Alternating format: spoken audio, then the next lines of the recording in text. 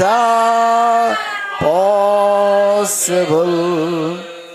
Only believe. Lord, I believe. Lord, I believe. All things are possible. Lord, I believe. Jesus is here. Amen. Jesus is here. All things are possible.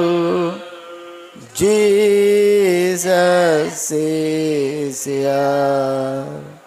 ప్రార్థించుకుందాం. కృపగల దేవా, సర్వోన్నతుడా, జీవాధిపతి, మీ పరిశుద్ధమైన నామానికి వందనాలు, స్తుతులు, స్తోత్రములు చెల్లించుకుంటూ ఉన్నాము ప్రభువా.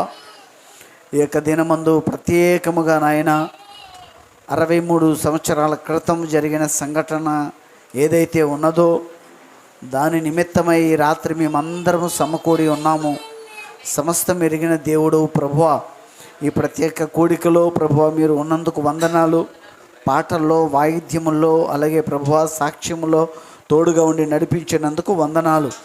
ఈ దినము ప్రభువా వివాహ దినోత్సవం జరుపుకున్నటువంటి నిరీక్షణరావు గారు, కుమారి గారిని కూడా దీవించండి, ఆశీర్వదించండి. ఆత్మ సంబంధమైన, భౌతిక సంబంధమైన ఈవులు సమృద్ధిగా వారికి దయచేయండి. ఇంకను అనేకమైన రీతులుగా వారు ఎదిగి వర్ధిల్లడానికి సహాయం దయచేయండి. వారి బిడ్డల్ని, వారి మనవలను కూడా దీవించండి.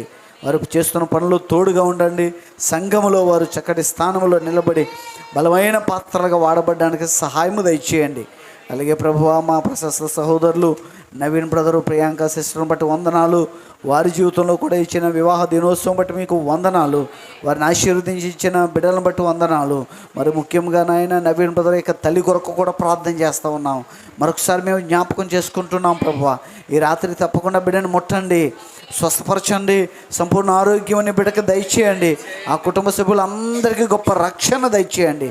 ఈ యొక్క సంవత్సరంలో ప్రభువా ఓ తండ్రి నవీన్ బ్రదర్ వారి కుటుంబము అంతా రక్షణ పొందుకోవడానికి సహాయం దయచేయండి. ఆత్మీయంగా వారి కుటుంబాన్ని కట్టుకోవడానికి సహాయం దయచేయండి. వారి అక్కర్ల అవసరతలు తీర్చండి ఆయన. ఈ రాత్రి ప్రభువా మరొకసారి ప్రభువా మీకు కృతజ్ఞతాస్తుతులు చెల్లించుకుంటూ ఉన్నాం ప్రభువా. ఆయా ప్రాంతాల నుంచి మమ్మల్ని అందరినీ సమకూర్చినందుకు వందనాలు, కృతజ్ఞతాస్తుతులు చెల్లించుకుంటున్నాం ప్రభువా. మరొకసారి ప్రభువా ఓ మా ప్రశస్త సహోదరులు ఓ తండ్రి నాయన విక్టర్ గారి కొరకు ప్రార్థన చేస్తూ ఉన్నాం. ఆ బిడ్డని ప్రభువు అయిన యేసుక్రీస్తు నామములో స్వస్థత ప్రకటిస్తూ ఉన్నాం. ప్రతి బలహీనత, రుగ్మతని నజరైన యేసుక్రీస్తు నామములో బొమ్మను ఆజ్ఞాపిస్తున్నాం. సహాయం దయచేయమని వేడుకుంటున్నాం ప్రభువా. మీకు వందనాలు, స్తోత్రాలు, స్తుతులు ప్రభువా. ఇక్కడున్న బిడ్డలందరినీ మీ స్వాధీనం అందించుకోండి. చండి బిడ్డల్ని, చండి బిడ్డ తల్లుల్ని మీ స్వాధీనం అందించుకోండి. బిడ్డలందరినీ మీ స్వాధీనం అందించుకొని వాక్య భాగంలోకి మేము వెళ్ళుచుండగా ఓ ప్రభువా నిశ్చయముగా తండ్రి వాక్యము ద్వారా మీరు మాతో మాట్లాడమని వేడుకుంటున్నాము. నీ మాటల ద్వారా మమ్మల్ని తృప్తిపరచమని ప్రార్థన చేస్తూ ఉన్నాం. సహాయం దయచేయండి. ఇదిగో ప్రభువా ఇది అనేకులకు తెలియపరచబడాలని నవీన్ బ్రదర్ కూడా అనేక రీతులుగా ప్రయత్నం చేస్తూ ఉండగా నాయన ఇక్కడ వెనకాల ఒక తండ్రి క్లాత్ను కూడా ఏర్పాటు చేసి ఉన్నారు. నిశ్చయంగా వారిని, వారి కుటుంబాన్ని దీవించండి, ఆశీర్వదించండి, వారి అక్కర్ల అవసరతలు తీర్చండి నాయన. అది నీ పరిచర్యలో మంచిగా వాడబడడానికి సహాయం దయచేయండి. ఈ రాత్రి వాక్య పరిచర్యలు మీరు తోడుగా ఉండండి, బలహీనంగా ఉండండి, నన్ను బలపరచండి. నీ మాటల చేత నన్ను మమ్మల్ని అందరూ తృప్తిపరిచి మహిమ పొందండి. ప్రభువు అయిన యేసుక్రీస్తు నామమున ప్రార్థించుచున్నాము. ఆమేన్. నిలబడి ఉండగా దేవుని వాక్యం చదువుదాం. పరిశుద్ధ గ్రంథంలో నుండి మనకందరికీ పరిచయమైన వాక్య భాగము ప్రకటన గ్రంథము 10వ అధ్యాయము 1వ వచనాన్ని మనం చదువుదాం. బలిష్ఠుడైన వేరొక దూత పరలోకము నుండి దిగివచ్చుట చూచితిని. ఆయన మేఘము ధరించుకొని ఉండెను. ఆయన శిరస్సు మీద వర్షధనుస్సు ఉండెను. ఆయన ముఖము సూర్యబింబము వలెను, ఆయన పాదములు అగ్నిస్తంభముల వలెను ఉండెను. దేవుడు తన పరిశుద్ధ వాక్య భాగము దీవించును గాక. పరిశుద్ధుడ కృపగల దేవ సర్వోన్నతుడ మీకు వందనాలు. చదవబడిన వాక్య భాగమును బట్టి వందనాలు. చదవబడిన వాక్య భాగమునకు నీ ఆశీర్వాదము జోడించి ఓ ప్రభు నీ దీవెనలు జోడించి ప్రభువా మీ యొక్క మాటలు చేత మమ్మల్ని తృప్తిపరచమని ప్రత్యక్షత మాకు అనుగ్రహించమని, ఈ రాత్రి ప్రతి అవిశ్వాసం వెడలిపోవును గాక, ప్రతి అవిశ్వాసం ఆలోచించి తొలగిపోయి విశ్వాసము చేత నింపబడుదుము గాక. వాక్యపక్షంగా నిలబడిన బలహీనుని బలపరచండి, మీరు మాట్లాడండి. రాయబడిన సంగతుల్లో నుండి దాచబడిన అనేక సంగతులు మాకు తెలియచేయమని మమ్మల్ని అందరినీ మీకు సమర్పించుకుంటూ ప్రభు అయిన యేసుక్రీస్తు నామమున ప్రార్థించుచున్నాము. ఆమేన్. దయచేసి కూర్చోండి.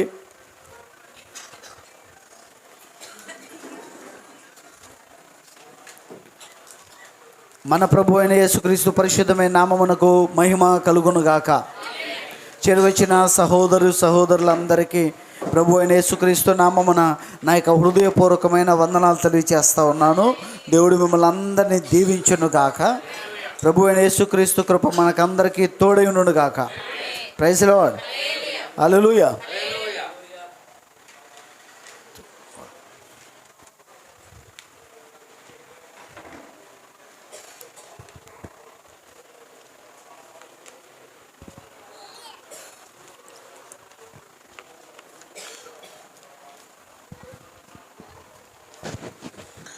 ఈ రాత్రి నేరుగా వాక్య భాగంలోకి వెళ్దాం.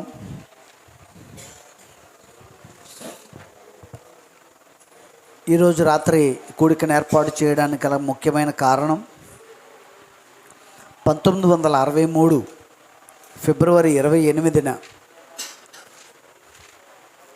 ప్రవక్తని దేవుడు సూర్యాస్తమయ కొండ, సన్సెట్ అంటే దాని పేరు సన్సెట్ అంటే సూర్యాస్తమయ కొండ, అక్కడికి దేవుడు రమ్మని పిలిస్తే అక్కడికి ఆయన వెళ్ళారు. అక్కడ ఆయన ఉండగా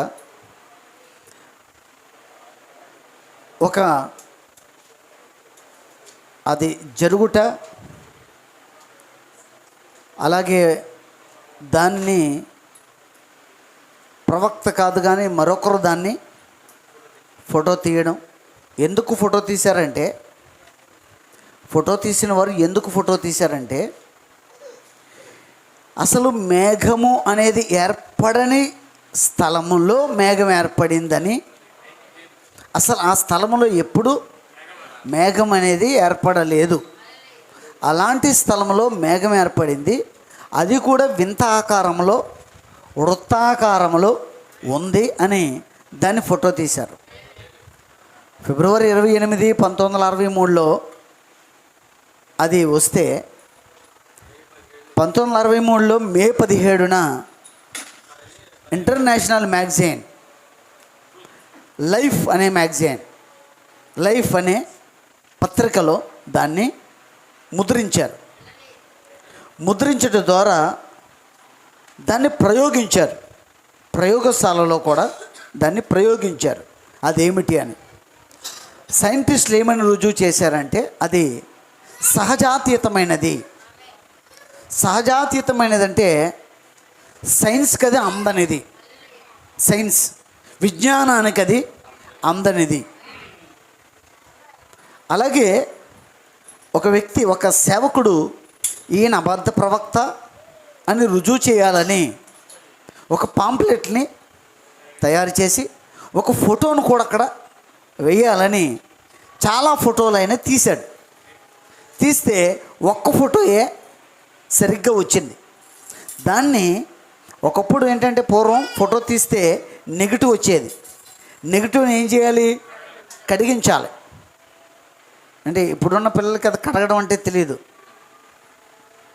ఆ కడగడం ఏంటి, ఆ ప్రింట్ వేయడం ఏంటి, ఇవన్నీ నేను చూశాను.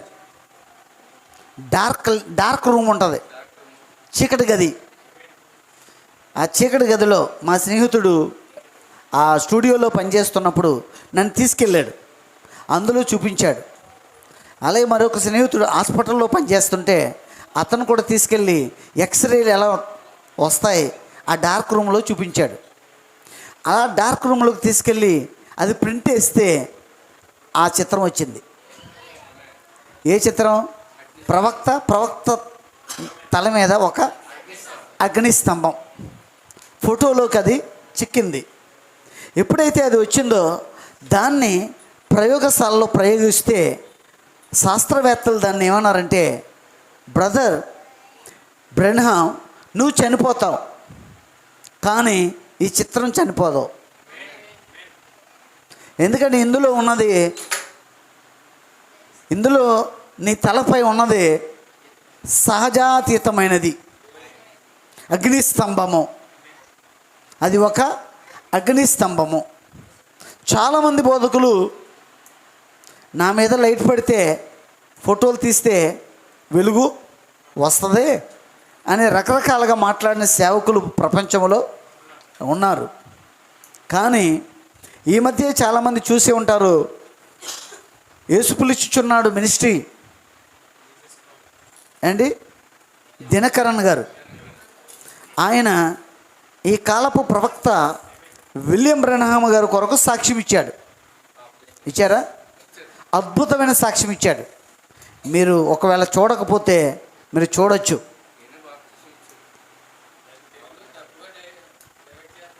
తజ్మా ఆయన తప్పుగా చేస్తున్నాడట.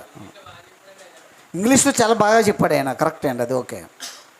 అలాగే ఓరెల్ రాబర్ట్ గారు కూడా ఈయన గురించి సాక్ష్యం ఇచ్చారు. బిల్లీ గ్రాహం గారు కూడా ఆయన గురించి సాక్ష్యం ఇచ్చారు. ఆయన ఎలాంటి సేవకుడో. ఈరోజు కొందరు నెగటివ్గా మాట్లాడే వాళ్ళు చాలామంది ఉన్నారు. కానీ బైబిల్ దగ్గరకు వస్తే, మన చేతుల్లో ఉన్న పరిశుద్ధ గ్రంథాన్ని జాగ్రత్తగా పరిశీలిస్తే, ఈ ఒక్క లేఖనం మీద సంవత్సరం పాటు మాట్లాడవచ్చు. ఏ ఒక్క లేఖనం మీద? ప్రకటన 10వ అధ్యాయం 1వ వచనం గురించి ఒక్క సంవత్సరం అంతా మాట్లాడవచ్చు. అంటే వారం కాదు, ప్రతిరోజు 365 డేస్ కూటాలు పెడితే ప్రతిరోజు ఇదే అంశం మీద చెప్పినది చెప్పకుండా, అవునా, ఎంత ఉందా బ్రదర్ అందులో? ఆ ప్రకటన 11లో అన్ని విషయాలు ఉన్నాయా? అంటే 365 రోజులు చెప్తే 365 సంగతులు ఉన్నాయా? ఖచ్చితంగా ఉన్నాయి. Praise Lord. ఈ రాత్రి కొన్ని ముఖ్యమైన విషయాలు మీ ముందుంచాలని ఆశపడుతున్నా. ఆమేన్. Praise lord. మేఘము గురించి కొద్ది మాటలు చూద్దాం ఈ రాత్రి. క్లుప్తంగానే కొన్ని సంగతులు చూద్దాం. మొట్టమొదటిగా ఇశ్రాయేలు ఐగుప్తులో ఉన్నప్పుడు దేవుడు మోషేని ఎన్నుకుని, మోషే పర్వతం మీద గొర్రెలు మేపుకుంటా ఉన్నప్పుడు దేవుడు ఎక్కడికి దిగి వచ్చాడు? ఎలా? అగ్నిస్తంభముగా. మోషేను దర్శించడానికి అగ్నిస్తంభముగా దిగి వచ్చాడు. అది మండుచున్న పొద కాలిపోవట్లేదు, కానీ అగ్ని మాత్రం మండుతుంది. ఆ పొదలోనికి వచ్చిన దేవుడు మోషేలోకి వచ్చాడు. ఎందుకంటే ఆయన పని చేయడానికి ఒక శరీరం కావాలి, మాట్లాడడానికి ఒక శరీరం కావాలి, అద్భుతాలు చేయడానికి ఒక శరీరం కావాలి. ఆయన శరీరం అనే తెర లోపలుండి పని చేస్తున్నాడు. ఆ శరీరమే మోషే. మోషే అనే ఒక శరీరం లోపలుండి ఆ యొక్క పర్వతం దగ్గర నుండి ఐగుప్తు చేరుకుని, ఐగుప్తులో అద్భుత కార్యాలు, ఆశ్చర్య కార్యాలు చేసి మోషే ద్వారా దేవుడు వారిని విడిపించాడు. మోషే ద్వారా విడిపిస్తున్నాడంటే వారి యాత్ర ఎక్కడి నుండి ఎక్కడికి? ఐగుప్తు నుండి చెప్పండి కనానుకి. ఐగుప్తు ఈ లోకానికి సదృశ్యమైతే మరి కనాను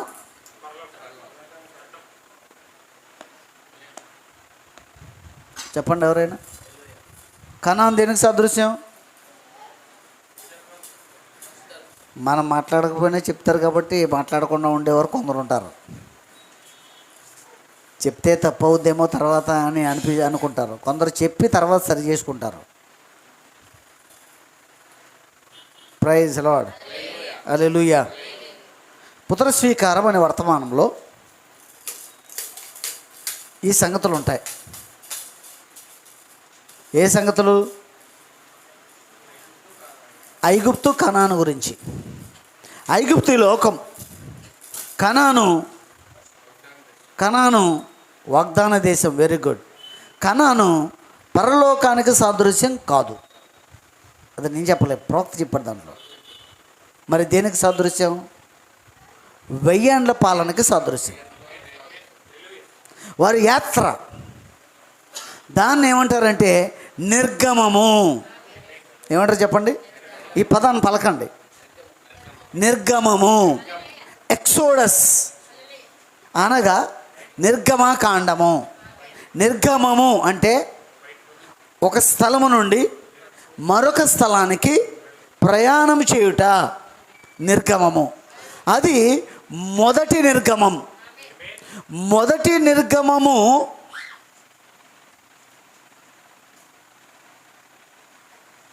ఐగుప్తు నుండి చెప్పండి కానానుకి. ఐగుప్తు అనే దేశము నుండి కానాను అనే పాలు తేనెలు ప్రవహించే దేశానికి. Praise Lord. ఇప్పుడు జాగ్రత్తగా పరిశీలిస్తే ఈ యొక్క నిర్గమం యొక్క ప్రవక్త ఎవరంటే మోషే. రెండవ నిర్గమం ఏంటి?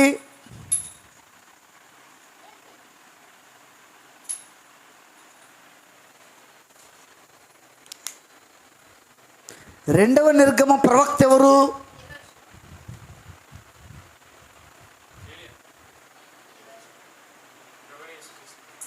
ప్రభు అయిన యేసుక్రీస్తు. మీరు విన్నారు దీన్ని. రెండవ నిర్గమ ప్రవక్త ప్రభు అయిన యేసుక్రీస్తు. మొదటి నిర్గమ ప్రవక్త మోషే. మూడవ నిర్గమము కూడా ఉందా? చెప్పండి. ఉంది.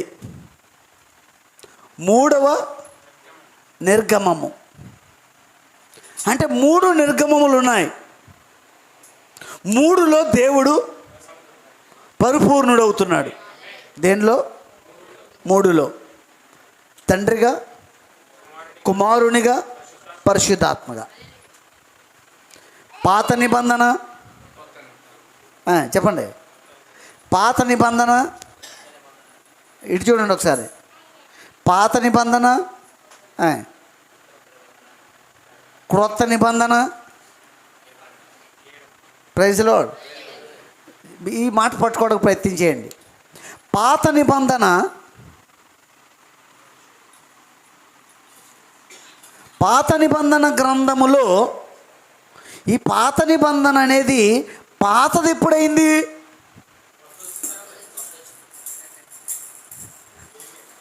క్రొత్త నిబంధన వచ్చాక ఇది పాతదయింది. అవునండి. Praise Lord. కానీ అప్పుడు క్రొత్తది రాకముందు ఇదే పరిశుద్ధ గ్రంథం.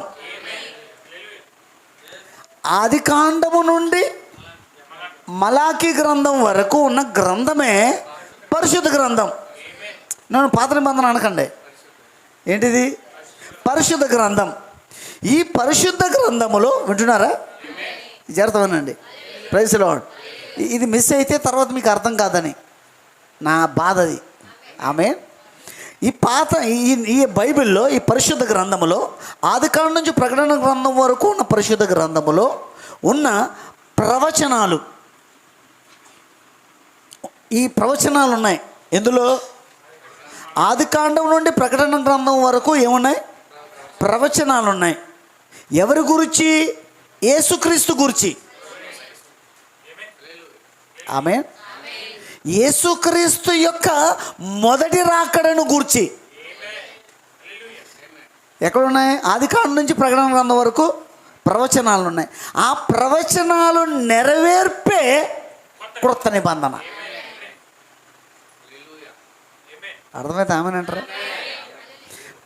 ఈ బైబిల్లో ఆదికాండం నుంచి మలాకీ వరకు ఉన్న బైబిల్లో ఉన్న లేఖనముల నెరవేర్పే, ప్రవచనాల నెరవేర్పే క్రొత్త నిబంధన. అవునండి. క్షమించండి, నేను మీకు ఇలా చెప్తున్నానని పొడిగించట్లేదు, కానీ మీకు అర్థం అవుద్దని చెప్తున్నాను. ఆలకించుడు, అడవిలో ఒకడు ప్రకటించుచున్నాడు.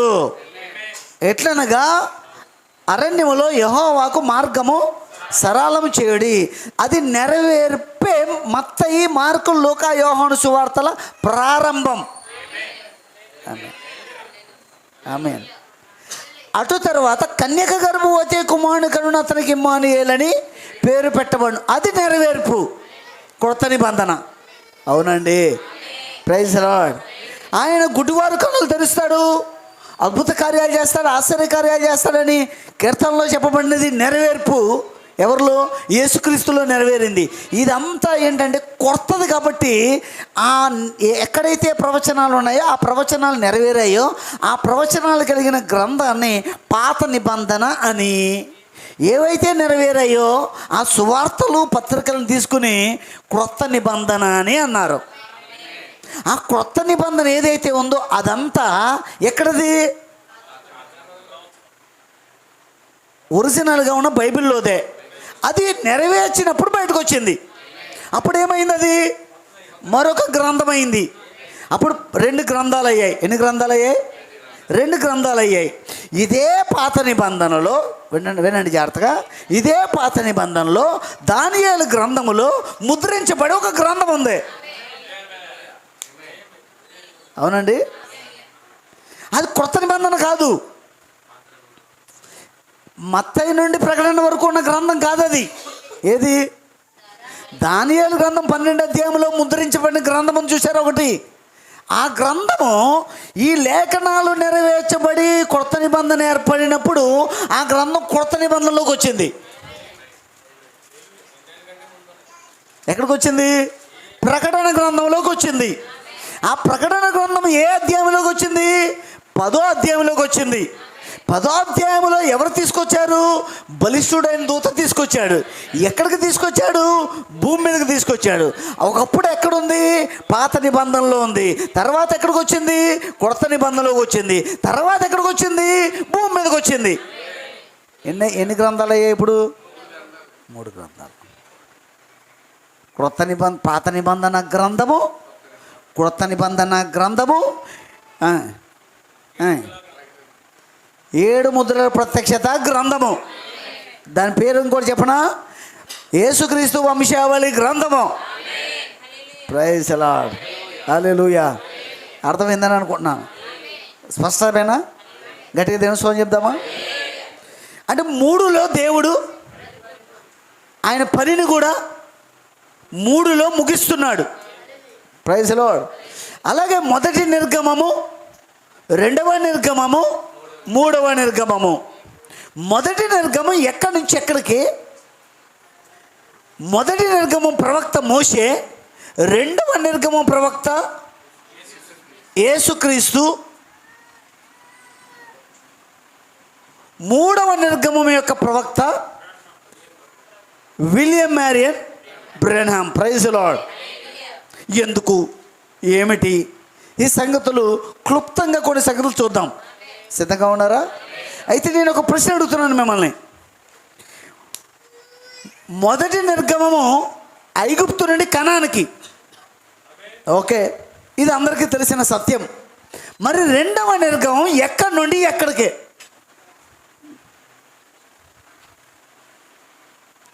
మొదటి నిర్గమము ఐగుప్తు నుండి కనానికి, 2వ నిర్గమం ఎక్కడి నుండి ఎక్కడికి?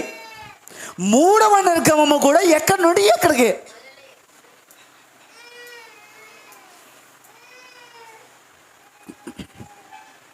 మీరు విని ఉండకపోవచ్చు. ఈ మాట మీకు కొత్తదై ఉండొచ్చు. ఈ ప్రశ్న మీకు మొదటిసారి అయి ఉండొచ్చు. అవునండి, కొందరికి మొదటిసారే. ఏ ప్రశ్న?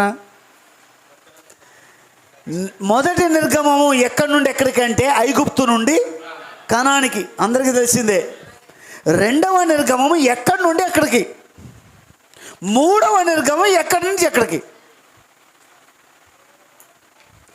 మొదటి నిర్గమము బిగినింగ్ పాయింట్ ఉందా? ఉంది. ఎండింగ్ పాయింట్ ఉందా? ఎస్, ఉంది. Praise the Lord. గట్టిగా స్తోత్రం చెప్దాం. దేవుని వాక్య ప్రత్యక్షత నుంచి 3 మాటలు దీని గురించి క్లుప్తంగా చెప్పి ముందుకెళ్ళిపోదాం. ఆమె విన్నారండి? మొదటి నిర్గమము ఐగుప్తు అనే లోకములో నుండి ధర్మశాస్త్రములోనికి.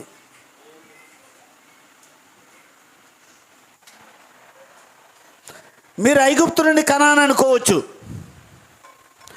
లోకమనే ఐగుప్తు నుండి ధర్మశాస్త్రములోనికి ఎవరు తీసుకొచ్చారు వారిని? మోషే. ధర్మశాస్త్రం ఎక్కడిచ్చాడు దేవుడు? ఎవరికిచ్చాడు దేవుడు? మోషేకి. ఆమేన్. Praise Lord. దాని లేఖనాల్లో చూద్దాం. ఎక్కడ? నిర్గమాకాండము 24వ అధ్యాయము 15వ వచనం. మోషే ఎక్కడికి? పర్వతం ఉంది అక్కడ. పర్వతం మీదకి ఎక్కినప్పుడు ఆ మేఘము కొండను కమ్మెను. యెహోవా మహిమ సీనాయి కొండ మీద నిలిచెను. మేఘము 6 దినములు దానిని కమ్ముకొనెను. 7వ దినమున ఆయన ఆ మేఘములో నుండి మోషేను పిలిచినప్పుడు యెహోవా మహిమ ఆ కొండ శిఖరము మీద దహించు అగ్ని వలె ఇశ్రాయేలుల కన్నులకు కనబడెను. అప్పుడు మోషే ఆ మేఘములో ప్రవేశించి కొండ మీదకి ఎక్కెను. Praise Lord. ఆమేన్. ఎక్కడున్నాం మనం? మొదటి నిర్గమం. ఇప్పుడు అక్కడ ప్రవక్త ఎవరు? మోషే. ఎక్కడికి వెళ్ళాడు ఆయన? పర్వతం మీదకి. పర్వతం ఉంది అంటే పర్వతం. మొదటి నిర్గమ ప్రవక్త పర్వతం మీదకి వెళ్ళినప్పుడు అక్కడికి ఏమి దిగి వచ్చింది? మేఘము దిగి వచ్చింది. ఆమేన్. Praise lord. 6 దినములు ఆ పర్వతమును కమ్ముకొనెను. 7వ దినమున ఆ మేఘములో నుండి ఒక స్వరం వచ్చింది. మాట్లాడింది మేఘమా? మేఘములో ఎవరైనా ఉన్నారా?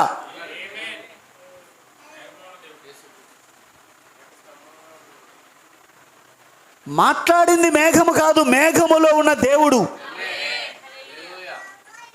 అదొక ముసుగు.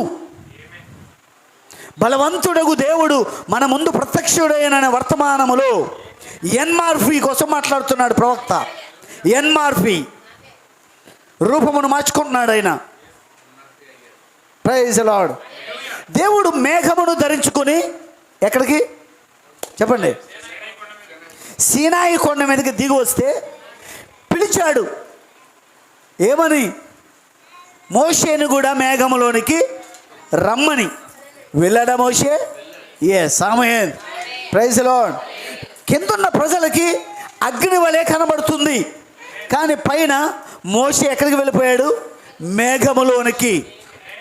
అబ్బా, ఎంత అద్భుతమైన అనుభవమో మోషే కలిగి ఉన్నాడండి. అది మొదటి నిర్గమం యొక్క ప్రవక్త. పర్వతం మీదకు వెళ్ళుట, మేఘమును చూచుట, మేఘమును కలుసుకొనుట, మేఘములోనికి వెళ్ళుట. ఆమేన్. Praise lord. అప్పుడు అతను ఏం తీసుకొచ్చాడంటే 10 ఆజ్ఞలు తీసుకొచ్చాడు. ఏంటండి? ధర్మశాస్త్రం.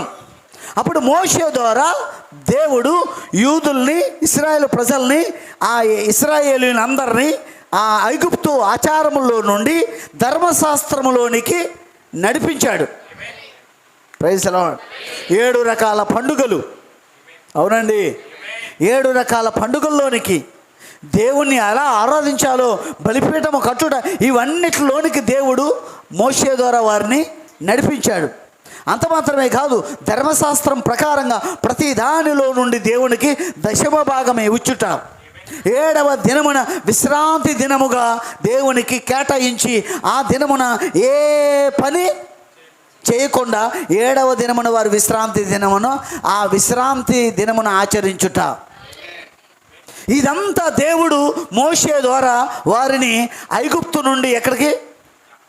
ధర్మశాస్త్రములోనికి. ఆమేన్. ఆమేన్. Praise lord. ధర్మశాస్త్రములోనికి దేవుడు వారిని నడిపించాడు. ఆ మొదటి నిర్గమ ప్రవక్త ఏ అనుభూతి కలిగి ఉన్నాడు? మేఘము, ఆ పర్వతము, మేఘములోనికి వెళ్ళుట. ఇంకా కొంచెం నేను డీప్గా వెళ్ళట్లేదు, ఎందుకంటే చాలా విషయాలు ఉన్నాయి. ఇంకా మీరు ఇంటికి వెళ్ళిన తర్వాత మోషే గురించి జరిగినదంతా మీరు ధ్యానించండి. కానీ తీసుకొచ్చింది ఏంటయ్యా? 10 ఆజ్ఞలు. అవునండి, ఎన్ని? 10.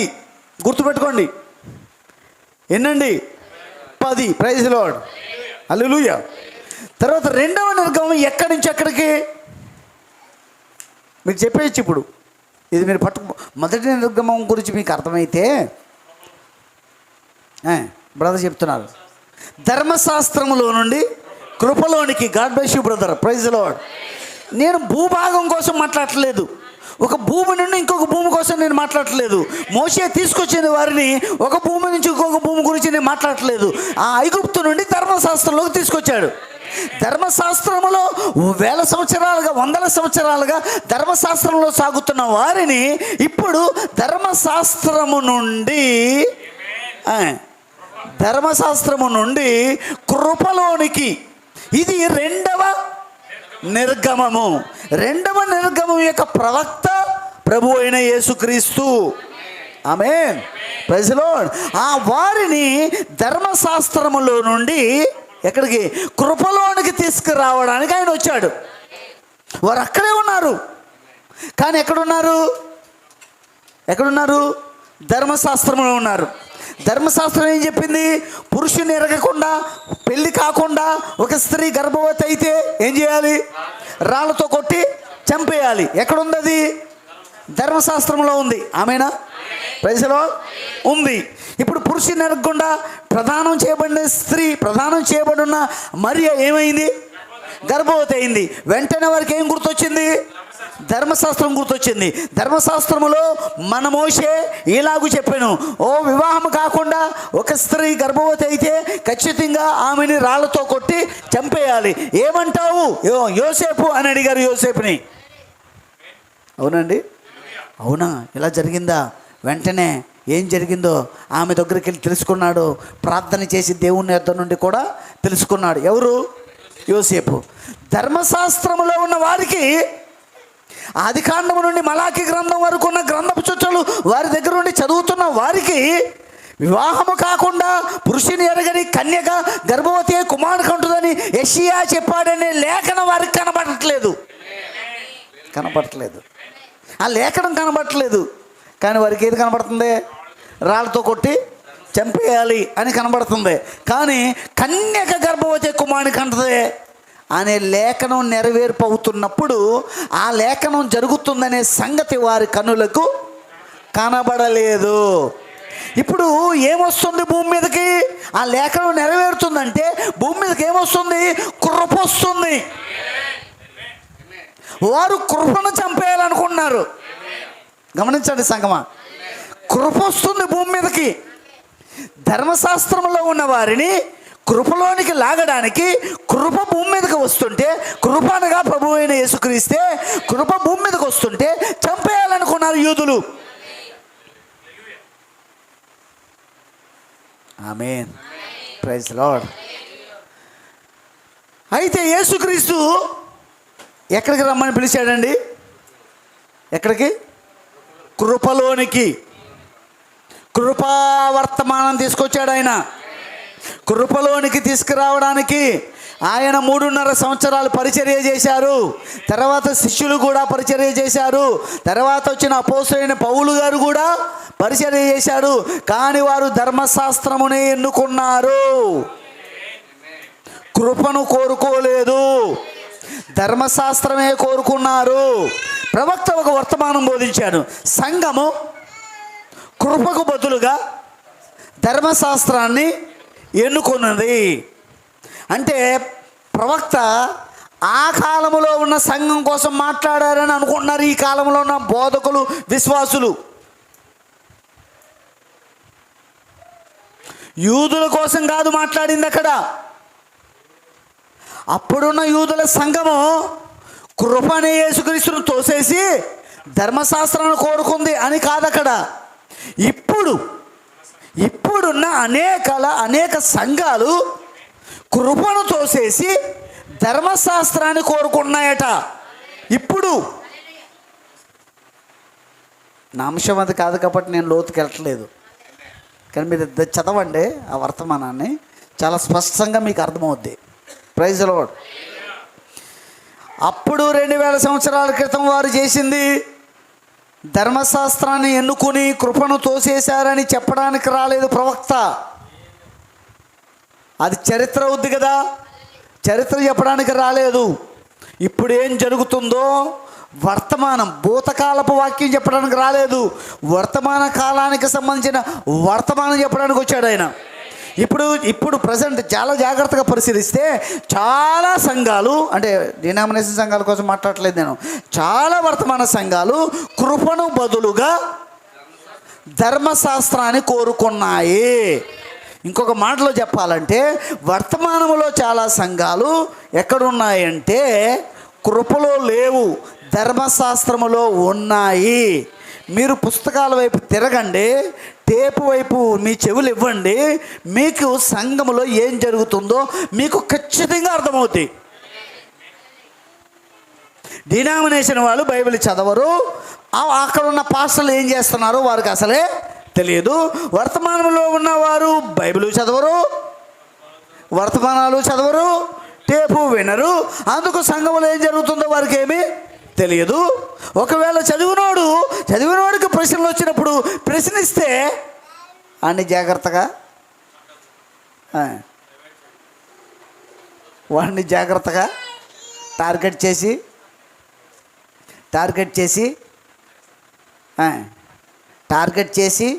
చెప్పండి ఈ మాట, టార్గెట్ చేసి మరుపనే సముద్రంలో పడేసిన మూటలన్నీ తెచ్చి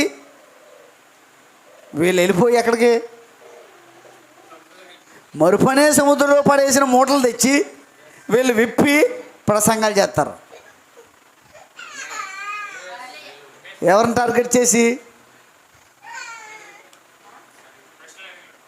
లోతుగా వర్తమానాలు చదివి ప్రత్యక్షత పొందుకొని ఏదైనా ఒక ప్రశ్న అడిగితే ఆ వ్యక్తిని టార్గెట్ చేసి ఏం చేస్తారండి? మరుపనే సముద్రంలో వేసిన మూటలు తెచ్చి విప్పి ప్రజల ముందు ఎడతారు. సంగతులు దాంట్లో చూద్దాం అనుకుంటే ఆ సమయం కూడా లేదు, ఉండట్లేదు, చదవట్లేదు. చాలామంది ఆసక్తి కలిగి లేరు. దేని పట్ల?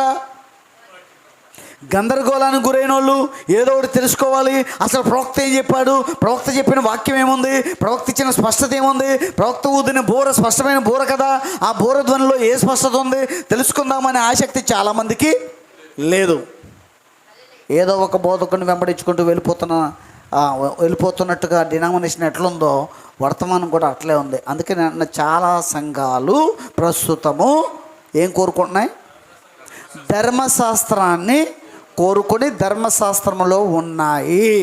మేము కృపలో ఉన్నాము, దేవుని కృప మాకు ఉందని అనుకుంటున్నారు.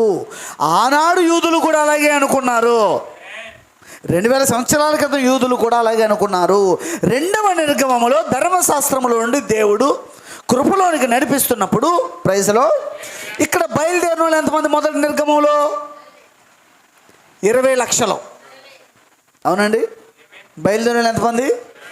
ఇప్పుడు కనానీలో ఎంతమంది? 2.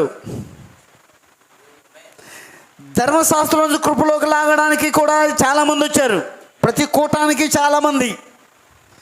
5 రొట్టెలు 2 చేపలు పంచిపెడితే 5,000 మంది పురుషులు, మరి స్త్రీలు, పిల్లలు.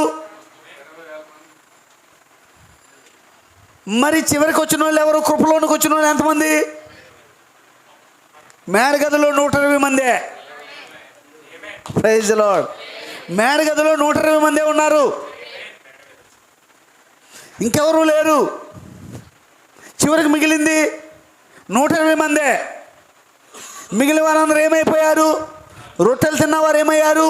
పక్షవాతం నుండి బాగుపడిన వాళ్ళు ఏమయ్యారు? మరణము నుండి బ్రతికిన వాళ్ళు ఏమయ్యారు? వీరందరూ ఏమయ్యారు? ధర్మశాస్త్రంలోనే ఉన్నారు. మరి ఇప్పుడు 20 లక్షల మందిలో ఇద్దరే ఎందుకు వెళ్ళారు? మిగిలిన వారందరూ ఏమయ్యారు? ముందుకు వెళ్తున్నారు కానీ ఐగుప్తు వైపుకు చూడగోరిరి.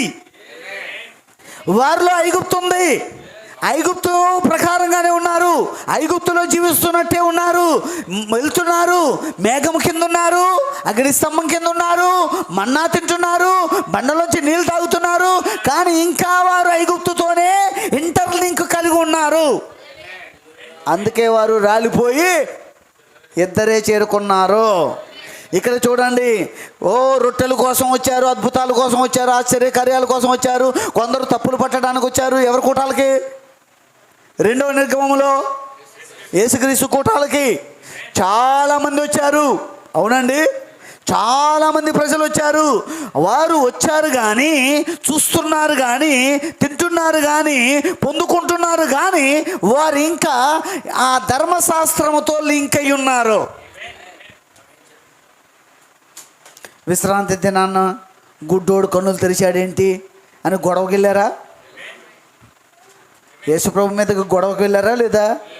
విశ్రాంతి దినాన్న కన్నులు తెరిచాడని గొడవకి వెళ్ళారు. ఎన్నోళ్ళు ఎవరు? ఆ కాలపు పాస్టర్లు అనొచ్చండి. ఆ కాలంలో ఉన్న బోధకులే యేసుప్రభు మీదకి గొడవకి వెళ్ళారు. విశ్రాంతి దినాన్ని ఏం చేయకూడదని ఉంది కదా, నువ్వెందుకు గుడ్డోడు కన్నులు తెరిచావు? విశ్రాంతి దినాన్ని ఏంటి నీ శిష్యులు ఆ వెన్నులు తెంచుకొని తింటున్నారు? అనేక మంది ఆయన కూడా వచ్చారు కానీ మేడగదిలో 120 మంది ఉన్నారు. అంటే కృపల దినములైన తర్వాత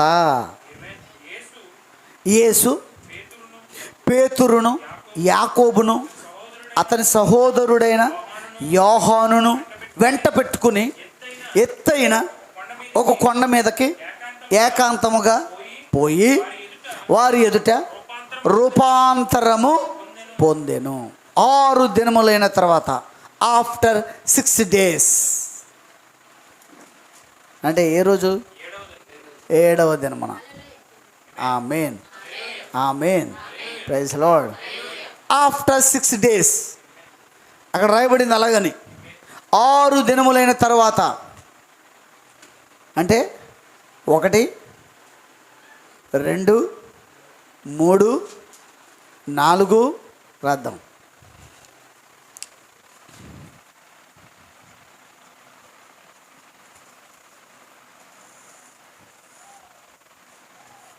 6 దినములైన తరువాత, 6 సంఘకాలములైన తరువాత,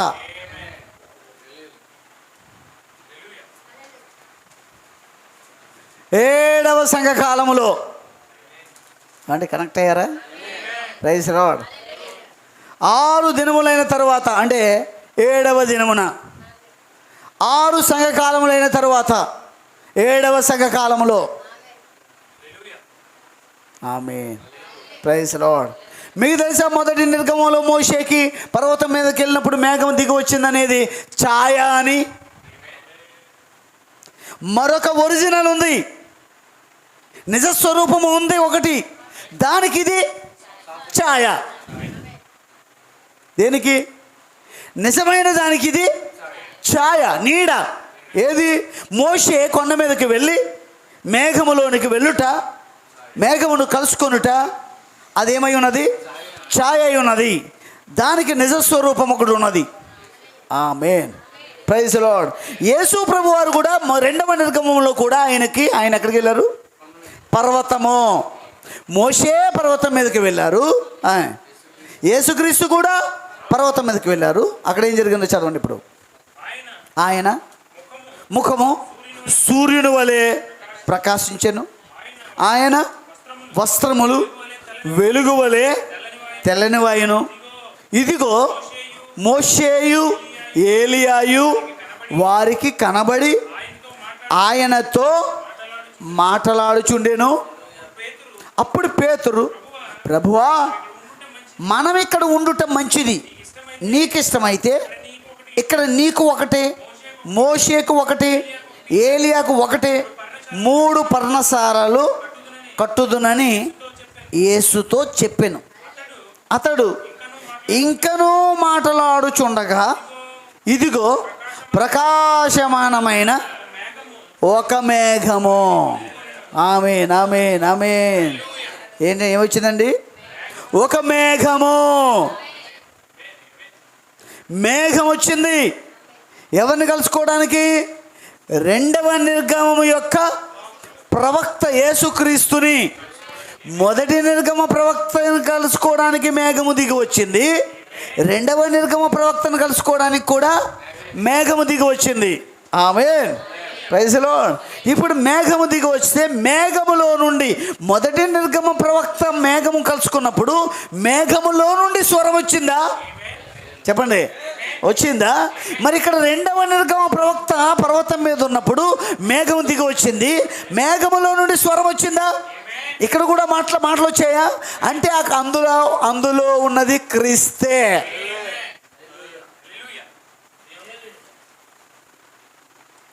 మేఘము ధరించుకున్నది క్రీస్తే. క్రీస్తులో నుండి ఆ మాటలు వస్తున్నాయి. ఏమని? ఈయన నా ప్రియ కుమారుడు, ఈయన యందు నేను ఆనందించుచున్నాను, ఈయన మాట వినుడి అని ఒక శబ్దం ఆ మేఘములో నుండి పుట్టాను, వచ్చింది. ఎవరితో మాట్లాడుతున్నాడు ఆయన? ఆయన మోషే ఏలియాలతో మాట్లాడుతున్నాడట. ఈ చిత్రం ఎవరు కనబడుతుంది? శిష్యులు. ఎవరు? పేతురు, యోహాను, యాకోబు, ముగ్గురు సాక్షులు. ఏం జరుగుతుంది అక్కడ? అడాప్షన్, పుత్రస్వీకారం జరుగుతుంది. ఇంకా ఏం జరుగుతుంది? 7వ సంఘకాలములో, ప్రైజ్ ది లార్డ్, 7వ సంఘకాలములో ఒక కార్యం జరుగుతుంది. ఏ కార్యం అది? ఆ కార్యం పేరు ఎత్తబాటు. ఎత్తబాటుతో 7వ సంఘకాలము ముగించబడుతుంది. 1906 నుండి ఎత్తబాటు వరకు లవోదికే సంఘకాలం, 7వ సంఘకాలం. అది ఎప్పుడు ముగించబడుతుంది? ఎత్తబాటుతో. అంటే 7వ సంఘకాలంలో ఏం జరుగుతుంది? ఎత్తబాటు జరుగుతుంది. ఎత్తబాటు జరగడానికి 40 రోజుల ముందు ఏం జరగాలి అండి? మృతులు లేవాలి. అంటే అక్కడ పునరుత్థానం జరగాలి. ఏ పునరుత్థానం అది? 6 సంఘకాలాల్లో, అంటే 7 సంఘకాలాల్లో నిద్రించిన పరిశుద్ధులు లేవాలి. ఆ నిద్రించిన పరిశుద్ధులకు సదృశ్యంగా ఉన్న మోషేయే రెండవ నిర్గమ ప్రవక్త దగ్గరకు వచ్చాడు.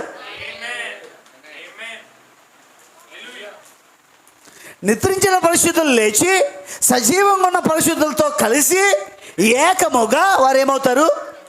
ఎత్తబడతారు. అది ఎప్పుడు జరుగుతుంది? 6 సంఘకాలములైన తరువాత. దానిని అక్కడ ఎందుకు అట్లా రాయించాడంటే ఆయన, ఈ ప్రకటన గ్రంథములో ఆమె 7వ సంఘకాలములో లవోదికేయ కాలములో ఎత్తబాటు ఒకటి ఉన్నది. ఆ ఎత్తబాటుకి ఛాయగా,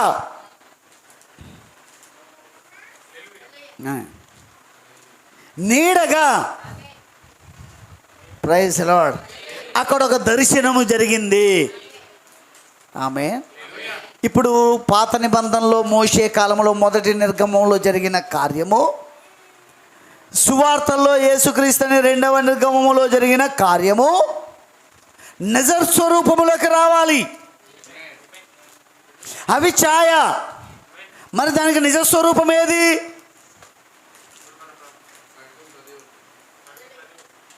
ఇప్పుడు అది దాని నిజ స్వరూపం ఏది? 3వ నిర్గమంలోకి రావాలి. ఇప్పుడు 3వ నిర్గమం ఎక్కడ?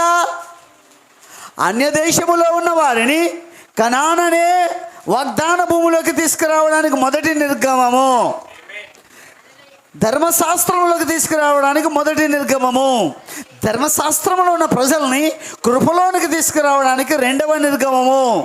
మరి 3వ నిర్గమం ఏంటి? కృప నుండి 3వ నిర్గమము, కృప నుండి. ఆమేన్, ప్రైజ్ ది లార్డ్, ఆమేన్. చెప్పండి ఓ మాట. కృప నుండి ఆదికాండం 2కి. ఆమేన్. Praise the Lord. హల్లెలూయా. కృపలో నుండి ఆదికాండం 2కి. మనకు కృప ఎక్కడ దొరికింది చెప్పండి. ఎవరైనా ఒక మాట, స్పష్టమైన ఆన్సర్ వస్తుందని చూస్తాం. మనకు కృప ఎక్కడ దొరికింది?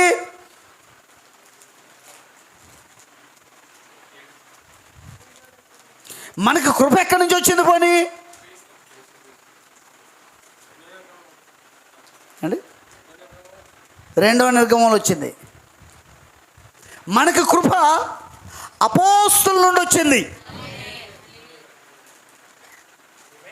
ఆమేనా?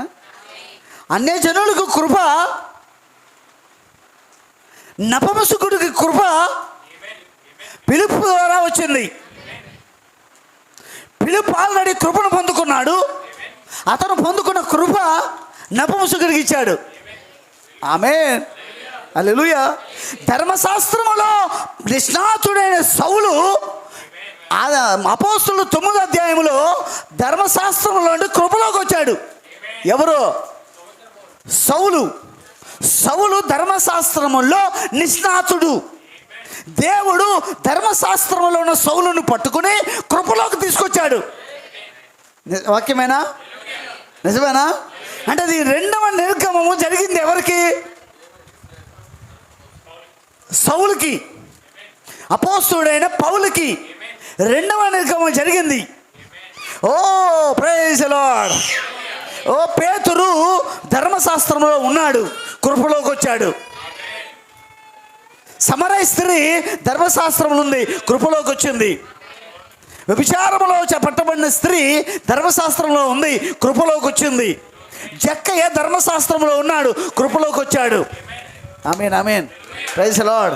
అంటే కృపలోకి ఎప్పుడైతే సౌలు పౌలయ్యాడో, సౌలు పౌలయ్యాడంటే ఒక విషయం ఏంటంటే అతను ధర్మశాస్త్రములో నుండి చెప్పండి కృపలోకి వచ్చాడు. ధర్మశాస్త్రంలో నుంచి కృపలోకి ఎవరు తీసుకురావాలి? దేవుడే. అందుకు ఆయనే దిగి వచ్చాడు, అగ్నిస్తంభముగా దిగి వచ్చి ఆయన ఏం చేశాడు? ఇప్పుడు అన్యజనులకి ఎవరు తీసుకొచ్చారంటే అపోస్తులు. 10వ అధ్యాయం అపోస్తుల కార్యములో ఎవరు? పేతురు తాను పొందుకున్న కృపని కొర్నేలి కుటుంబానికి మోసుకెళ్తే, కొర్నేలి కుటుంబము అంతా ధర్మశాస్త్రములో అన్యుల్లో నుండి ఎక్కడికి వచ్చారండి? కృపలోనికి వచ్చారు. ఆమేన్. మనకు కృప ఎక్కడ దొరికింది? అపోస్తుల కార్యంలో దొరికింది. అపోస్తుల కార్యంలో 2వ అధ్యాయం 38 నుంచి 42 వరకు ఉన్న వాక్యము మనకు దొరికిన కృప, దేవుడు మనకిచ్చిన కృప. అది సరిపోదు.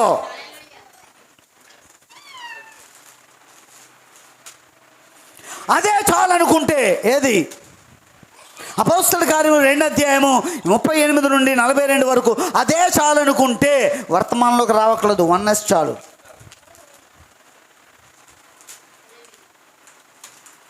ఇంక వర్తమానం రావడం ఎందుకు? 1Sలో ఉన్నప్పుడు అదంతా చేశాం కదా. ఏదంతా? అపోస్తుల కార్యము 2వ అధ్యాయం ప్రకారంగా అన్నీ చేశాం కదా. మరి ఇంక వర్తమానంలోకి ఎందుకు? అవసరం లేదు కదా. అది మాత్రమే కాదు. అదేంటయ్యా అంటే మనం కృపలోనికి వచ్చాం. మనం ఎక్కడికి వచ్చాం? కృపలోనికి వచ్చాం. ఇప్పుడు మనం కృప ద్వారానే నడిపించబడుతున్నాం. కృప లేకుండా మనం బ్రతకలేము. ఈ రాత్రి ఈ కూడిక కృప ద్వారా ఇవ్వబడింది. ఈ రాత్రి మనం ఇక్కడికి వచ్చింది కృప ద్వారా వచ్చాం. ఈ రాత్రి వాక్యం వింటున్నది కృప ద్వారానే. ఈరోజు మనం బ్రతికి ఉన్నది కృప వలననే. కృప లేకుండా మనం బ్రతకలేము. కృప ద్వారానే మనం బ్రతుకుతున్నాము. కృప ద్వారానే మనము జీవిస్తున్నాము. కృప ద్వారానే మనం అన్ని పనులు చేసుకుంటూ ఉన్నాము. కృప ద్వారానే ఆశీర్వదించబడుతున్నాము. కృప ద్వారానే వాక్యం అర్థమవుతుంది. Praise the Lord. ఇది సరిపోదు, ఇంకా ఏదో ఉన్నది. అదే 3వ నిర్గమము. ఏంటా 3వ నిర్గమము? నీ నిత్యత్వము. నీకు నిత్యత్వం ఉన్నది. ఆ నిత్యత్వాన్ని ఆదికాండం 3లో కోల్పోయావు. ఆదికాండం 3వ అధ్యాయంలో మన నిత్యత్వాన్ని మనం కోల్పోయాం. ఆ నిత్యత్వము ఎక్కడికి వెళ్ళిపోయిందంటే ఆ యజమానుడైన క్రీస్తు యొద్దకు వెళ్ళిపోయింది. ఆ నిత్యత్వమే థియోఫనీ, ఆ నిత్యత్వమే వర్డ్ బాడీ, వాక్య శరీరము. ఆమేన్ ఆమేన్, ప్రైజ్ ది లార్డ్. నిత్యత్వము లేకపోతే మనం పరలోకం పోలేము. దాని గురించి అపోస్తలుడైన పౌలు గారు కొరింథీ పత్రికలో మాట్లాడుతున్నాడు. క్షయమైన ఈ శరీరం అక్షయత్వం ధరించుకోవాలి, ధరించుకోకపోతే ఎత్తబాటు లేదు. అంటే ఇప్పుడు ఏం కావాలి మనకి? క్షయమైన దానిపైన అక్షయత్వం ధరించుకోవాలి. అంటే మనకి ఇంకొకటి ఏదో కావాలి, మనకి ఇంకొకటి ఏదో కావాలి.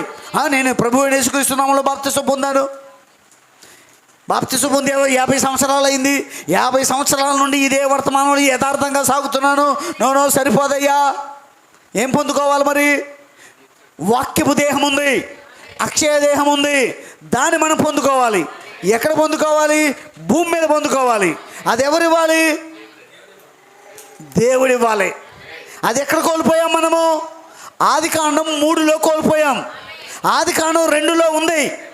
ఆదికాండం 2లో ఈ శరీరం ఉంది, ఇంకొక శరీరం కూడా ఉంది, అది నిత్యత్వమై ఉన్నది. కానీ ఆదికాండం 3 కాలమై ఉన్నది.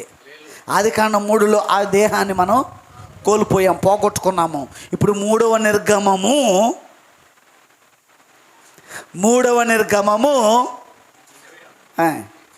ఎక్కడి నుంచి ఎక్కడికి? కృపలో నుండి నిత్యత్వం, కృప నుండి నిత్యత్వం చేరుకోవాలి. ఆమేన్, ప్రైజ్ ది లార్డ్. ఇప్పుడు ఇక్కడ చూడండి, మోషే ఐగుప్తులో ఉన్న వారిని కనాన్ తీసుకెళ్ళడానికి తీసుకొచ్చిన వర్తమానం ధర్మశాస్త్రం. యేసు ప్రభువు ధర్మశాస్త్రంలో ఉన్నవారిని కృపలోని తీసుకెళ్ళడానికి కృపా వర్తమానం. ఆమేన్. ఎక్కడ తీసుకెళ్ళడానికి? వారిని ధర్మశాస్త్రంలోకి తీసుకెళ్ళడానికి ధర్మశాస్త్రాన్ని బోధించాడు, కృపలోనికి తీసుకెళ్ళడానికి కృపా వర్తమానం బోధించాడు. ఇప్పుడు కృపలో నుండి ఎక్కడికి? నిత్యత్వం అంటే పరలోకం. ఆమేన్ ఆమేన్. నిత్యత్వం అంటే పరలోకమే. నిత్యత్వం అంటే పరలోకం. నిత్యత్వం అంటే ఆదికాండం 2. ఆమె అది చెప్పడానికి చాలా సంగతులు ఉన్నాయి. నిత్యత్వం గురించి మాట్లాడడానికి అనేక విషయాలు చెప్పొచ్చు ఈ రాత్రి, కానీ సమయం లేదు కాబట్టి నేను ఇక్కడ ముగింపులోనికి వచ్చాను. ఇప్పుడు మూడవ నిర్గమంలోనికి. అర్థమైంది అనుకుంటున్నా. దేవుడే మనకు సహాయం చేయను కాక. మొదటి నిర్గమములో ధర్మశాస్త్రం బోధించబడింది, వారందరూ ధర్మశాస్త్రంలోకి వచ్చారు. రెండవ నిర్గమంలో కృపావర్తమానం బోధించబడింది, కొందరు కృపావర్తమంలోకి వచ్చారు. అవునండి. ఇప్పుడు మూడవ నిర్గమంలో కృపలో ఉన్న మనల్ని నిత్యత్వంలోకి తీసుకురావాలంటే ఇప్పుడు వర్తమానము ఎక్కడి నుంచి రావాలి? ఎక్కడి నుంచి రావాలి? పరలోకము నుండి రావాలి. ఇప్పుడు మనం వెళ్ళాల్సింది ఒక భూమి నుంచి ఇంకో భూమికి కాదు. కానీ సైంటిస్టులు ఏమన్నారంటే మనం అందరము సిద్ధపడి అంగారకుడి గ్రహం మీదకి వెళ్ళిపోదామని సైంటిస్టులు అంటున్నారు. ఎందుకంటే భూమి ఇంకెంతో కాలం ఉండదు. నీరేమైపోద్ది? ఎర్రగా మారిపోద్ది, రక్తం వలె. సూర్యుడు కనబడాడు, చంద్రుడు కనబడాడు. ఈ భూమి పంటలు పండించడానికి పనికిరాదు. ఈ భూమి మీద మనం బ్రతకలేము. కాబట్టి మనం అందరం ఎక్కడికి వెళ్ళిపోదాం? వేరొక గ్రహం మీదకి. వేరొక గ్రహం మీదకి వెళ్ళాలంటే ఇంతమందిని తీసుకెళ్ళడం ఎలా సాధ్యం? సైంటిస్టులు ఆలోచిస్తున్నారు. ఈ భూమి ఇప్పటికే పాడైపోయింది, ఇక భూమి ఉండదు. అంతరిక్షంలోకి వెళ్ళొచ్చిన వాళ్ళు కూడా ఏం చెప్తున్నారు? ఏం చెప్పారండి? అంతరిక్షంలోకి వెళ్ళొచ్చి ఏం చెప్పారు? కొద్ది కాలానికి ఈ భూమి ఉండదు. ఏం చెప్పారండి? కొద్ది కాలానికి ఈ భూమి ఉండదు. వారు అక్కడికి వెళ్ళాక ఏదో అర్థమైంది వారికి. బైబిల్ చెప్తుందే వారు చెప్పారు. ఆల్రెడీ బైబిల్ ముందే చెప్పింది. భూమి ఆకాశములు మిక్కటమైన వేండ్రముతో, పంచభూతములు మిక్కటమైన వేండ్రముతో లయమైపోవును. భూమి ఉండదు, ఆకాశం ఉండదు. ఒకవేళ భూమి మీద నిలబడుతున్నాను నేను, భూమి ఆధారం అని భూమి దేవుడు అనుకుంటున్నావేమో. భూమి ఉండదు. మరి ఎక్కడ నిలబడతావు? నిన్ను నిలబెట్టేదేది? నిన్ను నిలబెట్టేదేది? మరి నిలబడేటట్టు చేసేదేది? నువ్వు ఆకాశంలోకి వెళ్ళేటట్టు చేసేదేది? భూమి లేనప్పుడు మరి నిలబడిందే భూమి మీద కదా. అది లేనప్పుడు మరి నిలబడేదేంటి? వాక్యము. ఆమేన్. అందుకే వాక్యం అంత ప్రాముఖ్యమైంది. వాక్యమును ప్రేమించండి, వాక్యమును గౌరవించండి, వాక్యమును హత్తుకోండి. ఓ ఇది వాక్యమై ఉన్నది, ఇదే మనల్ని నిలబెడుతుంది. ఇది ప్రేమించండి. వాక్యాన్ని ప్రేమించేవారు కావాలి. వాక్యాన్ని ప్రేమించేవారు ఉన్నారా? ప్రేమ చల్లారిపోతుంది, ప్రేమ చల్లారిపోతుందండి. ఏ ప్రేమ చల్లారిపోతుంది? ప్రజలకి వాక్యం మీద ఉన్న ప్రేమ అది పెరుగుతూ ఉండాలి. ఈ వారం గంట నుండి ఇంకో వారం 2 గంటలు, ఇంకొక వారం 3 గంటలు, ఇంకొక వారం 4 గంటలు, ఇంకొక వారం, అలా రోజంతా వాక్యం వినే స్థాయికి వచ్చేయాలి. అంటే నువ్వు దేన్ని ప్రేమిస్తున్నావు? సినిమా చూసేవాడు 3 గంటలు సినిమా చూస్తున్నాడు అంటే వాడికి ఏం ప్రేమిస్తున్నాడు?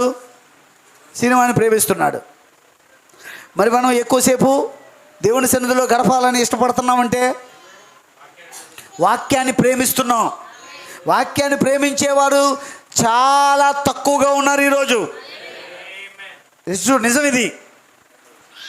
వాక్యాన్ని ప్రేమించండి, వాక్యానికి సమయం ఇవ్వండి, వాక్యమును హత్తుకోండి.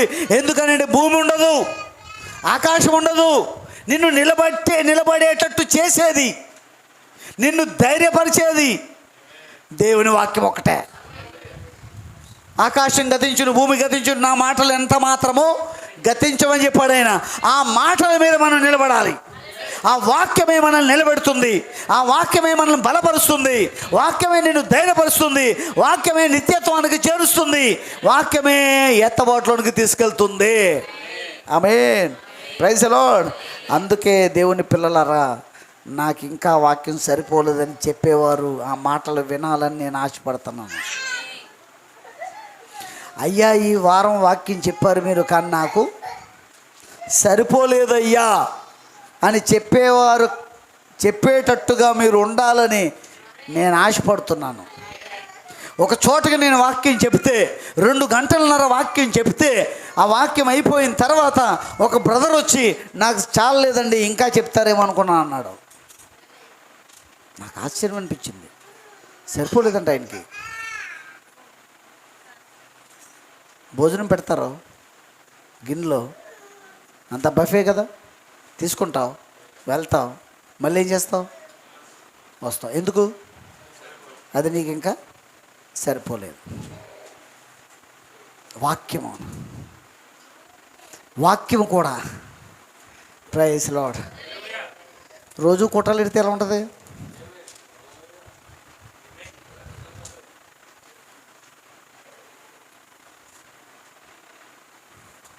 అటెండెన్స్ తగ్గిపోతూ ఉంటుంది. అటెండెన్స్ తగ్గిపోతూ ఉంటుంది, కానీ పెరుగుతూ ఉండాలి. పెరుగుతూ ఉండవలసిన కాలం ఇది. Praise Lord. ఆమేన్. మీరేమైనా విన్నవే వింటున్నారా? విన్న సంగతులే వింటున్నారా? ఆల్రెడీ చెప్పినవే చెప్పారు, విన్నవే వింటున్నాం. కాబట్టి ఆల్రెడీ మనకు తెలిసినవే ఇవన్నీ అని అనుకుంటున్నారా? లేదు. దేవుడు తాజా కొత్తది దేవుడు ప్రతి వారం ఇస్తూనే ఉన్నాడు. నేను అనుభూతి చెందుతున్నాను, మీరు కూడా అనుభూతి చెందుతున్నారు. ఇంకా మీరు ఆసక్తి పెరగాలన్న ఆశ. ఇప్పటికే కొన్ని వర్తమాన సంఘాల్లో ఉదయం నుండి సాయంత్రం వరకు వాక్యం బోధించే సంఘాలు ఉన్నాయి. ఆరాధన జరుగుతూ ఉంటుంది. పాటలు, ఆరాధన, వాక్యం, మళ్ళీ పాటలో వాక్యం, మళ్ళీ పాటలో మళ్ళీ వాక్యం. ఆ పరిస్థితికి మనం వస్తామా? ఎప్పుడు వస్తామో? అలాంటి ఆసక్తి ఎప్పుడు మనకి వస్తుందా అని నేను ఆశపడుతున్నాను. Praise Lord. ముందుకెళ్దాం. ఇప్పుడు 3వ నిర్గమం ఎక్కడి నుంచి ఎక్కడికి? ఆల్రెడీ కృప వచ్చింది మనకి. అపోస్తుల ద్వారా అన్యజనులకి కృప వచ్చింది. 7 వర్తమానికుల ద్వారా 7 సంఘ కాలాల్లో ఉన్న వారికి కృప వర్తమానం వచ్చింది. ఇప్పుడు కృపలో నుండి ఎక్కడికి తీసుకెళ్ళాలని? నిత్యత్వం తీసుకెళ్ళాలంటే నిత్యత్వం అనే ఆ థియోఫనీ ఎక్కడుంది? పరలోకంలో ఉంది. ఎక్కడుంది? పరలోకంలో ఉందని ఎవరు చెప్పారు? మొదటి సంఘకాలపు ప్రవక్త చెప్పాడు. యేసు ప్రభు వారు చెప్పారు, మొదటి సంఘకాలపు ప్రవక్త పౌలు గారు కూడా చెప్పారు. ఏమని? ఆ నిత్యమైన నివాసం పరలోకంలో మనకున్నది. ఎందుకుంది? ఆ యజమానుడు ఎవరు? ప్రభు అయిన యేసుక్రీస్తు. ఆ నిత్యమైన నివాసం ఎవరి దగ్గర ఉంది? దేవుని యొద్ద ఉంది. అది ఎక్కడికి రావాలి? భూమి మీదకి రావాలి. భూమి మీదకి వచ్చి దానిలో నుండి నువ్వు వినాలి. దేవుడు మాట్లాడుతున్న మాట దానిలో నుండి వినాలి. ఆమేన్, ప్రైజ్ ది లార్డ్. నేను అనుకుంటున్నాను, ఆదికాండం 5వ అధ్యాయంలో హానోకు దగ్గరికి దేవుడు దిగొచ్చినప్పుడు అక్కడ కూడా ఆయన మేఘము ధరించుకొని వచ్చాడని అనుకుంటున్నాను, నమ్ముతున్నాను. ఎందుకనంటే ఆయన తెచ్చింది థియోఫనీ తెచ్చాడు.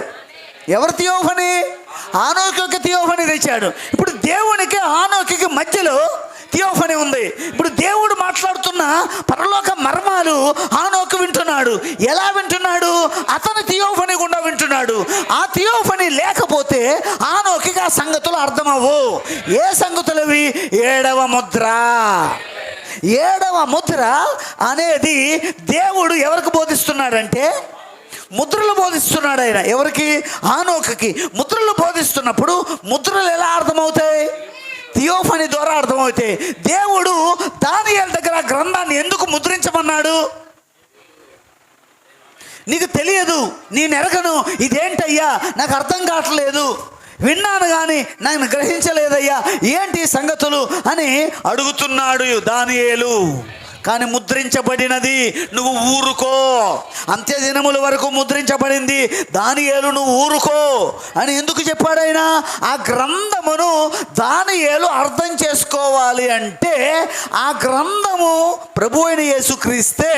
ఆ యేసుక్రీస్తు బోధిస్తున్నప్పుడు దానియేలు గ్రహించాలి అంటే దేవునికి దానియేలుకి మధ్యలో దానియేలు యొక్క థియోఫనీ ఉంటేనే దానియేలు దాన్ని గ్రహించగలడు, లేకపోతే గ్రహించలేడు.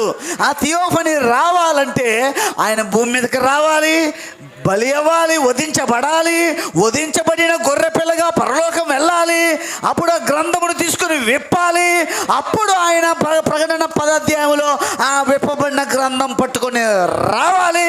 అప్పుడు మన థియోఫనీలు భూమి మీదకి వస్తాయి. అప్పుడు కానీ ఆ గ్రంథము అర్థమవదు. అందుకని దానియేలుని దేవుడు ఊరుకో, ఊరకుండుము, మౌనంగా ఉండు, అది నీకు ఇప్పుడు అర్థము కాదు. అది అర్థం అవ్వడాలి అంటే ఏముండాలి? థియోఫనీ. ఇప్పుడు దేవుడు హానోకుకి చెప్తున్నాడు. ఏం బోధిస్తున్నాడు ఆయన? ముద్రలు బోధిస్తున్నాడు. ముద్రలు బోధిస్తూ ఉంటే హానోకుకి అర్థమవుతుంది. అర్థమవుతుందా? అర్థమవుతుంది. అర్థమైన తర్వాత ఏం చేశాడు? ఆ ముద్రల గ్రంథాన్ని హానోకు ఏం చేశాడు? తినేశాడు. తినేయగానే ఏం చేయబడింది? హానోకు నడుచుకుంటూ దేవునితో పాటు వెళ్ళిపోయాడంటే ఎత్తబడ్డాడు. అంటే అతనికి ఎత్తబడే విశ్వాసం వచ్చింది. ఎత్తబడే విశ్వాసం ఎక్కడుంది? 7 ఉరుముల్లో ఉంది. 7 ఉరుములు ఎక్కడున్నాయి? 7 ముద్రల్లో ఉన్నాయి. 7 ముద్రల గ్రంథాన్ని దేవుడు బోధిస్తే ఆ ఉరుములు అతనికి అర్థమైతే ఉరుముల్లో నుండి ఎత్తబడే విశ్వాసాన్ని ఎవరు పొందుకున్నారు? ఇప్పుడు ఉరుములు అర్థం అవ్వాలంటే ప్రైజ్ ది లార్డ్, హల్లెలూయా. ఇప్పుడు జాగ్రత్తగా పరిశీలించండి. ఆ దానియేలు గ్రంథములో 12వ అధ్యాయములో సంగమం వింటున్నారని అనుకుంటున్నా. దేవుడు మిమ్మల్ని దీవించును గాక, దేవుడు మీకు సహాయం చేయను గాక. నేను ముగింపులో ఉన్నాను ఈ రాత్రి, కొద్ది నిమిషాల్లో నేను ముగిస్తాను. దానియేలు ఆ గ్రంథాన్ని తెలుసుకోవాలంటే, ఆ దానియేలు విన్నది ఆ ఉరుములు, ఆ చూసిన గ్రంథాన్ని వినిన ఉరుముల్ని గ్రహించాలంటే దానియేలుకి ఏం అవసరం? థియోఫనీ అవసరం. అందుకనే ఆ థియోఫనీ లేదు కాబట్టి, ఏంటయ్యా నీ గ్రంథము ఏంటి, నేను వినిన ఆ ఉరుములేంటి, నాకు అర్థం కాలేదని అడిగాడు. అవునా? ఆమేనా? Praise the Lord. కానీ ప్రకటన 10వ అధ్యాయంలో యోహానుకి ఆ గ్రంథాన్ని చూపించినప్పుడు, ఆ ఉరుములు విన్నప్పుడు ఏంటి గ్రంథం అని అడగట్లేదు. నేను విన్నాను కానీ గ్రహించలేకపోయాను అనట్లేదు. వినిన సంగతులు కలము తీసుకుని రాయబోవుచుండగా నువ్వు వినిన 7 ముద్రల సంగతి రాయవద్దు, ముద్రించు అని చెప్పబడింది. యోహాన గ్రంథమును చూసి ఏమిటి ఈ గ్రంథం అని అడగలేదు. ఉరుములు విని, ఏంటయ్యా నా ఏలినవాడా ఈ ఉరుములేంటి, నేను విన్నాను కానీ గ్రహించలేదని యోహాన్ అన్నట్టు అనలేదు. ఎందుకనలేదు? అక్కడ థియోఫనీ. మీకు తెలుసా, ఏడుస్తున్నాడు. ఎవరు? యోహాను ఏడుస్తున్నాడు. ఏడుస్తూ ఉంటే పెద్దలలో ఒకడు, అవునండి, పెద్దలలో ఒకడు ఏమన్నారు? ఏడవకము, యూదా గోత్రపు సింహము ఆ 7 ముద్రలను తీసి విప్పుటకు అర్హత పొందెను అన్నారు లేదా? ఆ పెద్ద ఎవరు? ఎంతమంది పెద్దలు? 24 పెద్దలు. ఎవరా 24 పెద్దలు? 24 పెద్దలు ఎవరు? గోత్రకర్తలు 12 మంది, అపోస్తలులు 12 మంది. మరి యోహాను కూడా ఉంటాడుగా. అదంతా చూస్తున్న యోహాను కూడా పెద్దల్లో ఒకడే కదా. ఇప్పుడు పెద్దల్లో ఒకడు లేచంట, ఏడవకము, మాట్లాడిన పెద్ద ఎవరు? యోహాను థియోఫనీ. ఎవరితో మాట్లాడుతుంది? యోహానుతో. అది మరొక ఎవరో పెద్ద కాదు, యోహాను థియోఫనీయే యోహానుతో మాట్లాడుతుంది. ఏడవకము. Oh please turn to the books. తిరగండి పుస్తకాల వైపుకి. ఇవన్నీ వర్తమాన పుస్తకాల్లో ఉన్న, ప్రవక్త చెప్పిన పుస్తకాల్లో ఉన్న సంగతులు. Praise Lord. యోహాను పిలిచి చెప్పింది ఎవరు? పెద్ద యోహాను. ఇక థియోఫనీ మాట్లాడుతుంది. ఎవరితో? యోహానుతో. ధైర్యం వచ్చింది. ఆమేన్. అర్థమైందా? యోహానుకి అర్థమైంది. అక్కడ ఏడ్చాడు. ఎక్కడ 5వ అధ్యాయంలో, 10వ అధ్యాయంలో, 10వ అధ్యాయంలో యోహాను వెరీ హ్యాపీ, చాలా సంతోషంగా ఉన్నాడు. దుఃఖము లేదు, వేదన లేదు, ఏడుపు లేదు, ఏంటనే క్వశ్చన్ మార్క్ అతను లేదు. ఇంకో మాట చెప్పనా, ఎలాంటి గందరగోళం అతను కలిగి లేడు. వధువు గందరగోళంలో ఉండదు. ఆమేన్. యోహాను గందరగోళంలో లేడు. దానియేలు గందరగోళం ఉంది. చూశాడు, అర్థం అవ్వలేదు. అది అతనికి ఒక క్వశ్చన్ మార్క్. ఏంటది? విన్నాడు, అర్థం అవ్వలేదు. ఏమిటవి? 7 ఉరుములు విన్నాడు, అర్థం అవ్వలేదు. ఏమిటవి? ఆమేన్. కానీ యోహాను విన్నాడు. Praise Lord. 3వ నిర్గమములో మనము నిత్యత్వం పోవడానికి జాగ్రత్తగా పరిశీలిస్తే యోహాను విన్నాడు, చూశాడు, ఆ గ్రంథాన్ని తిన్నాడు. అటు తరువాత యోహానుకి ఏం జరిగిందయ్యా? ఎత్తబాటు. ఎవరి ఎత్తబాటు? యోహాను ఎత్తబాటు. యోహాను ఎవరికి సాదృశ్యము? వధువుకు సాదృశ్యము, మనకి సాదృశ్యము. ఇక్కడ యోహాను కూర్చుని ఉన్నారు. ఇక్కడ కూర్చుని ఉన్నది చిన్న యోహాను. ఈ చిన్న యోహానికి ఏమర్థమవుతుంది? గ్రంథము. ఆ గ్రంథం ఎక్కడి నుంచి వచ్చింది? పరలోకములో సింహాసనం మీద కూర్చున్న వాని కుడి చేతిలో నుండి వచ్చింది. ఎందుకు అక్కడి నుంచి వచ్చింది? మనం అక్కడికి వెళ్ళాలి కాబట్టి. అక్కడి నుంచి ఎందుకు వేశాడు ఆయన? ఎందుకు తీసుకొచ్చాడు ఆయన? ఎందుకు ఆ గ్రంథాన్ని తీసుకుని వచ్చాడు ఆయన? అక్కడికి మనల్ని తీసుకెళ్ళాలని. Praise the Lord. గట్టిగా స్తోత్రం చెప్దాం. ఇంకా అనేక సంగతులు ఉన్నాయి, సమయం లేదు. 3వ నిర్గమం ఎక్కడి నుంచి ఎక్కడికి? కృపలో నుండి నిత్యత్వంలోనికి. ఆమేన్. ఇప్పుడు మన నిత్యత్వం ఎక్కడుంది? ఇంకా చదవబడిన వాక్యం దగ్గరికి ఇంకా రాలేదు. ప్రభు నడిపిస్తే రేపటి దినం దీన్ని కొనసాగిస్తాను. ఎవరు పోగొట్టుకోకుండా వినండి జాగ్రత్తగా, ప్రార్థనాపూర్వకంగా రండి. ఇంకా అనేక సంగతులు ఉన్నాయి నా దగ్గర. ఇంకా కొన్ని కోర్స్ కూడా ఉన్నాయి, చదివించాలి. నేను సమయం లేదు కాబట్టి నేను చదివించలేదు. ఇంకా ఎవరైనా మెసేజ్ హబ్ యాప్ లేకుండా ఉంటే అది వేసుకుని రండి. తెలుగు ఇంగ్లీష్ కూడా వేసుకోండి. ఇంగ్లీష్ చదవగలిగిన వారు చక్కగా సిద్ధపడి రండి, ప్రార్థనాపూర్వకంగా రండి. Praise the Lord. దేవుడు నిశ్చయంగా మనల్ని దీవించును గాక. మొదటి నిర్గమము, లోకములో నుండి ధర్మశాస్త్రంలోకి. ప్రవక్త ఎవరు? మోషే. పర్వతం మీదకి వెళ్ళి మేఘమును కలుసుకున్నాడు. ఆమేన్. చివరిగా ఈ మాట వినండి. 2వ నిర్గమము ధర్మశాస్త్రం నుంచి కృపలోనికి ప్రవక్త వర్తమానికుడు ప్రభు అయిన ప్రవక్త ప్రభు అయిన యేసుక్రీస్తు ఆయన కూడా రూపాంతర కొండ మీదకి వెళ్ళాడు, మేఘమును కలుసుకున్నాడు, రూపాంతరపరచబడ్డాడు. మూడవ నిర్గమం యొక్క ప్రవక్త విలియం మరియన్ బ్రనహాం. ఆయన కూడా 1963లో ఫిబ్రవరి 28న ఎక్కడికి వెళ్ళాడండి? సన్సెట్ పర్వతం మీదకి వెళ్ళాడు. మేఘము దిగి వచ్చింది, మేఘంలో ఒక స్వరం వచ్చింది, ఇక్కడికి ఎక్కిరాము, ఓ నువ్వు రా అని పిలిచాడు ఆయన. అప్పుడు కొద్ది నిమిషములు ఆయన మేఘములోకి వెళ్ళాడు. ఎవరు? కాలపు ప్రవక్త మేఘములోనికి వెళ్ళాడు. అక్కడ సాక్షులు ఉన్నారా? ఉన్నారు. కొద్ది నిమిషాలు అక్కడున్న వారికి విలియం బ్రనహాం ప్రవక్త కనబడలేదు. ఎక్కడున్నాడు ఆయన ఇప్పుడు? మేఘంలో. ఆమేన్, ప్రైజ్ ది లార్డ్, హల్లెలూయా. ఇంకా కొన్ని సంగతులు ఉన్నాయి. ఇంకొక పాయింట్లోకి వెళ్తే మళ్ళీ అరగంట వెళ్ళాలి, అందుకని నేను ఇక్కడ ముగిస్తున్నా.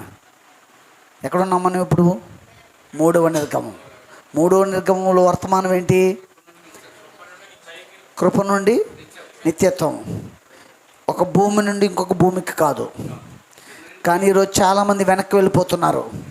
ఎక్కడికి? కృప నుండి ధర్మశాస్త్రానికి వెళ్ళిపోతున్నారు. చూసుకోండి ఒకసారి, ధర్మశాస్త్రం వైపు వెళ్ళొద్దు, కృపలో నిలబడండి.